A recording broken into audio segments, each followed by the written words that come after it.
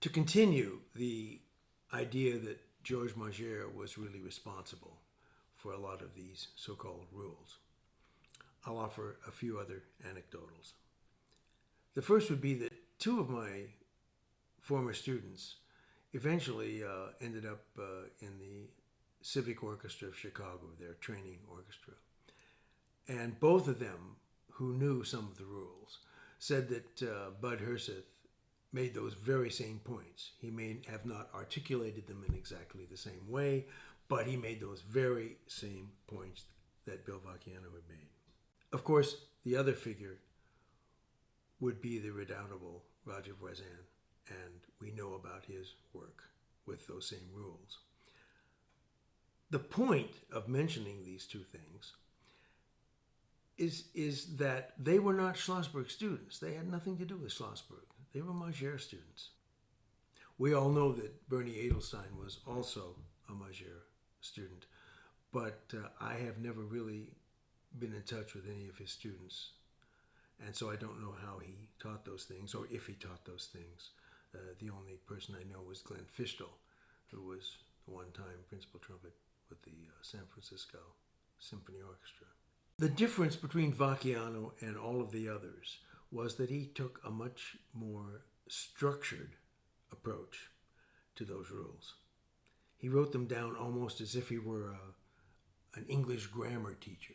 I remember it when I was in high school. I had an English grammar teacher, and he had these rules: what you should do with punctuation, what you should do with verb tenses and things, and he had them all written out, one rule after the other. I remember one famous rule, he called it Rule 1W, in which he said words like hence, thus, therefore, so, when so means therefore, nevertheless, etc., etc., etc. When they're used to separate two independent clauses, they are not conjunctions, they are formal conjunctive adverbs. They must be preceded by a semicolon and followed by a comma. Bill's rules were not quite that strict, but there was the same kind of approach. In today's world, I think that calling them the rules, which he did not call them his rules. He never referred to them as being his rules or his rules of trumpet playing. They were the rules. When one attempts to refer to something as a rule in the arts, this always will raise the hackles of the practitioners. They don't like rules. They're all about not following rules. So I think in a way this was an unfortunate misnomer on the part of Vacchiano. They are, and we know, solfege rules, or rules of solfege, as practiced at the Paris Conservatory in the early part of the 20th century. Unfortunately, when someone mentions the term solfege or solfeggio to musicians, you get the same reaction that you would get if you mention the term rules.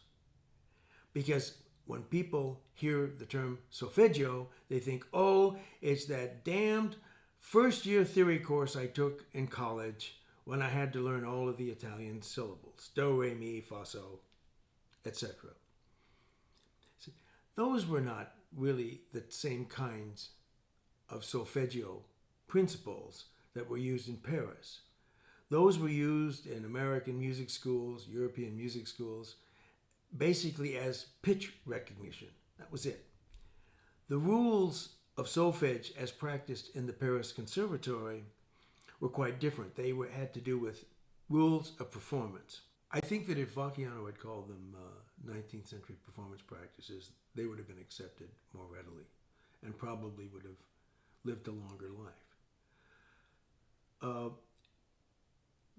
The question arises, why is this important?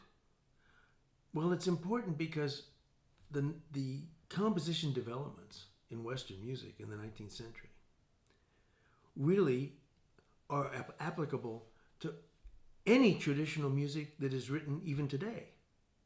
Those rules, those principles, those developments controlled how most traditional music is played and written today, and we need to know that. And as trumpet players, we don't have a 19th century. What few things we have are junk.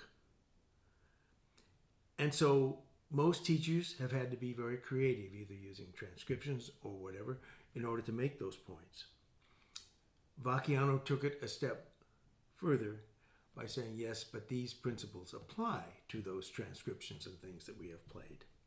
There's one final point I would like to make about the Magyar influence and why I believe he is the real key to all of this. I was serving as a member of the jury of the first international Maurice André competition. Pierre Thibault, who was the professor at the Paris Conservatory, asked me if I would consider coming up and working with what students were still there during the summer at the school. In those days, I was very much involved in new music performance practices, and he wanted me to expose them to some of those things. And so I agreed, and I went there. And the students were quite good, and they were very musical.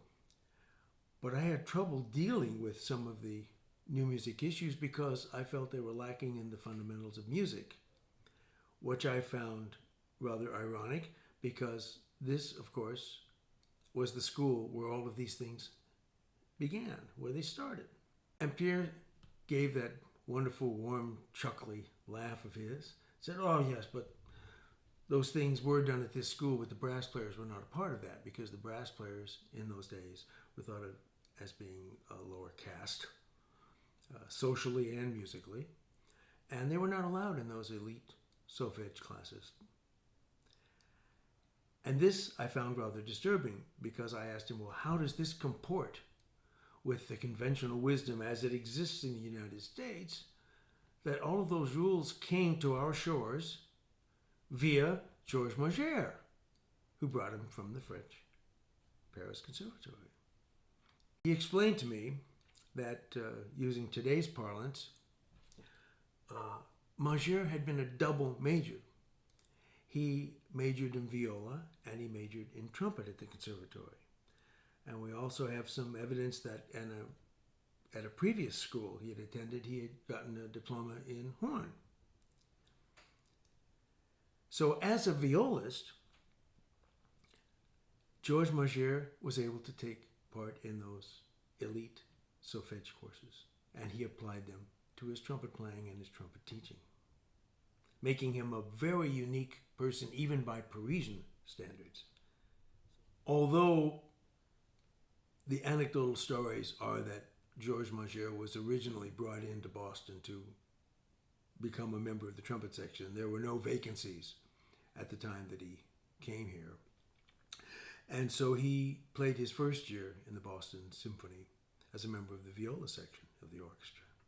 If we are to believe the legendary stories that have from that period, at one point during his tenure as a member of the viola section, his stand partner was Arthur Fiedler, who later became world famous as the music director of the Boston Pops Orchestra.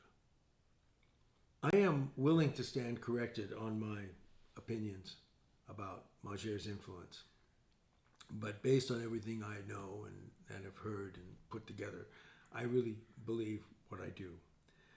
What I think is really important is for a biographer to come in and really come up with a definitive study of the work and the influence of Georges Magyar, or maybe a great doctoral dissertation. Maybe they can forget about mouthpieces and breathing and some of these other nonsensical technical things that have been repeated ad nauseum and come up with something that will really contribute to the trumpet lexicon.